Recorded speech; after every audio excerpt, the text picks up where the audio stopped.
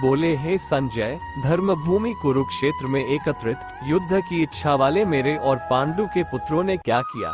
संजय बोले, उस समय राजा दुर्योधन ने व्यूहरचनायुक्त पांडवों की सेना को देखा और द्रोणाचार्य के पास जाकर यह वचन कहा, हे आचार्य, आपके बुद्धिमान शिष्य द्रुपद पुत्र धृष्टद्युम्न द्वारा व्यूहाकार खड़ी की हुई पांडु पुत्रों की इस बड़ी भारी सेना को देखिए। इस सेना में बड़े बड़े धनुषों वाले तथा युद्ध में भीम और अर्जुन के समान शूरवीर सात्यकी और विराट तथा महारथी राजा द्रुपद, धृष्टकेतु और चेकितान तथा बलवान काशीराज, पुरुजित, कुंतीभोज और मनुष्यों में श्रेष्ठ शैब्य, पराक्रमी युधाम्यु तथा बलवान उत्तमौजा, सुभद्रौपुत्र अभिमन्यु एवं द्रौपदी के पांचों पुत्र, ये सभी महारथी हैं। हे ब्राह्मण श्रेष्ठ, अपने पक्ष में भी जो प्रधान है उनको आप समझ लीजिए। आपकी जानकारी के लिए मेरी सेना के जो सेनापति हैं उनको बतलाता हूँ। आप द्रोणाचार्य और पितामह भीष्म तथा कर्ण और संग्राम विजयी कृपाचार्य तथा वैसे ही अश्वत्थामा, विकर्ण और सोमदत्त का पुत्र भूरिश्रवा और भी मेरे लिए जीवन की आशा त्याग देने वाले बहुत से शूरवीर अनेक प्रकार के शस्त्रास्त्रों से सुसज्जित और सब के सब युद्ध में चतुर हैं। भीष्म पितामह द्वारा रक्षित हमारी वह सेना सब प्रकार से अजेय है और भीम द्वारा रक्षित इन लोगों की यह सेना जीतने में सुगम है। इसलिए सब मोर्चों पर अपनी अपनी जगह स्थित रहते हुए आप लोग सभी निस्संदेह भीष्म पितामह की ही सब ओर से रक्षा करें। कौरवों में वृद्ध बड़े प्रतापी पितामह भीष्म ने उस दुर्योधन के हृदय में हर्ष उत्पन्न करते हुए उच्च स्वर से सिंह की दहाड़ के समान गर्जकर शंख बजाया। इसके पश्चात शंख और नगाड़े तथा ढोल, मृदंग और नरसिंघे आदि बाजे एक साथ ही बज उठे।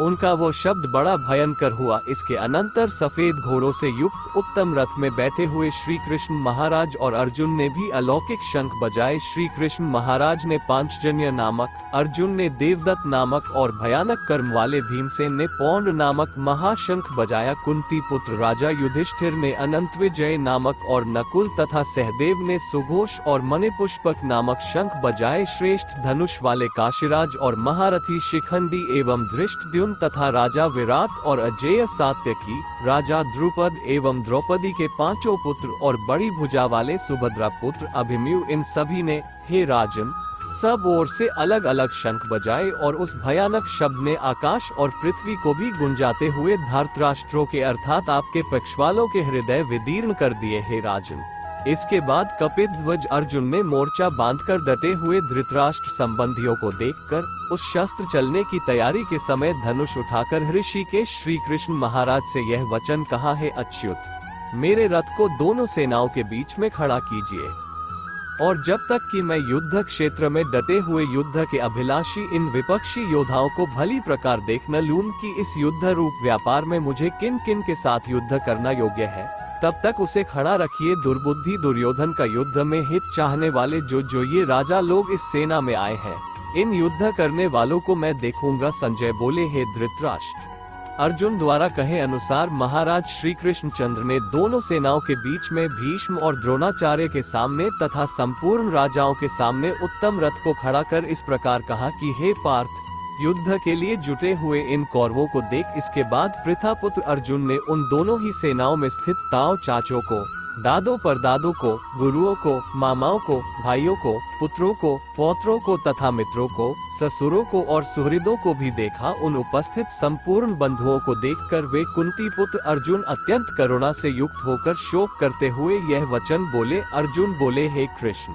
युद्ध क्षेत्र में डटे हुए युद्ध के अभिलाषी इस स्वजन समुदाय को देखकर मेरे अंग शिथिल हुए जा रहे हैं और मुख सूखा जा रहा है तथा मेरे शरीर में कंप एवं रोमांच हो रहा है। हाथ से गांडीव धनुष गिर रहा है और त्वचा भी बहुत जल रही है तथा मेरा मन भ्रमित सा हो रहा है, इसलिए मैं खड़ा रहने को भी समर्थ नहीं हूँ।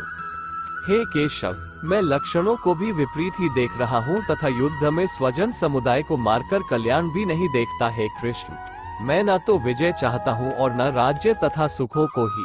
हे गोविंद, हमें ऐसे राज्य से क्या प्रयोजन है अथवा ऐसे भोगों से और जीवन से भी क्या लाभ है?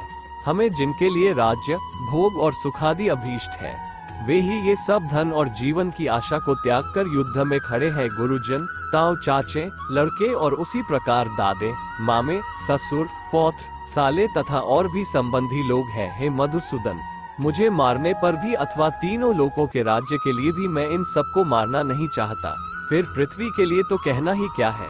हे जनार्दन, धृतराष्ट्र के पुत्रों को मारकर हमें क्या प्रसन्नता होगी? इन आतताइयों को मारकर तो हमें पाप ही लगेगा। अतएव हे माधव, अपने ही बांधव धृतराष्ट्र के पुत्रों को मारने के लिए हम योग्य नहीं हैं, क्योंकि अपने ही कुटुंब को मारकर हम कैसे सुखी होंगे। यद्यपि लोभ से भ्रष्टित हुए ये लोग कुल के नाश से उत्पन्न दोष को और मित्रों से विरोध करने में पाप को नहीं देखते, तो भी हे जनार्दन, कुल के नाश से उत्पन्न दोष को जानने वाले हम लोगों को इस पाप से हटने के लिए क्यों नहीं विचार करना चाहिए। कुल के नाश से सनातन कुल धर्म नष्ट हो जाते हैं, तथा धर्म का नाश हो जाने पर संपूर्ण कुल में पाप भी बहुत फैल जाता है। हे कृष्ण, पाप के अधिक बढ़ जाने से कुल की स्त्रियां अत्यंत दूषित हो जाती हैं, और हे वार्ष्णेय, स्त्रियों के दूषित हो जाने पर वर्ण संकर उत्पन्न होता है। वर्ण संकर कुलघातियों को और कुल को नरक में ले जाने के लिए ही होता है। लुप्त हुई पिंड और जल की क्रिया वाले अर्थात श्राद्ध और तर्पण से वंचित इनके पितर लोग भी अधोगति को प्राप्त होते हैं। इन वर्ण संकर कारक दोषों से कुलघातियों के सनातन कुल धर्म और जाति धर्म नष्ट हो जाते हैं। हे जनार्दन, जिनका कुल धर्म नष्ट हो गया है, ऐसे मनुष्यों का अनिश्चित काल तक नरक में वास होता है, ऐसा हम सुनते आए हैं। हाँ शोक, हम लोग बुद्धिमान होकर भी महान पाप करने को तैयार हो गए हैं, जो राज्य और सुख के लोभ से स्वजनों को मारने के लिए उद्यत हो गए हैं। यदि मुझ शस्त्र रहित एवं सामना न करने वाले को शस्त्र हाथ में लिए हुए धृतराष्ट्र के पुत्र रण में मार डाले, तो वह मारना भी मेरे लिए अधिक कल्याणकारक होगा। संजय बोले, रणभूमि में शोक से उद्विग्न मन वाले अर्जुन इस प्रकार कहकर बाण सहित धनुष को त्याग कर रथ के पिछले भाग में बैठ गए।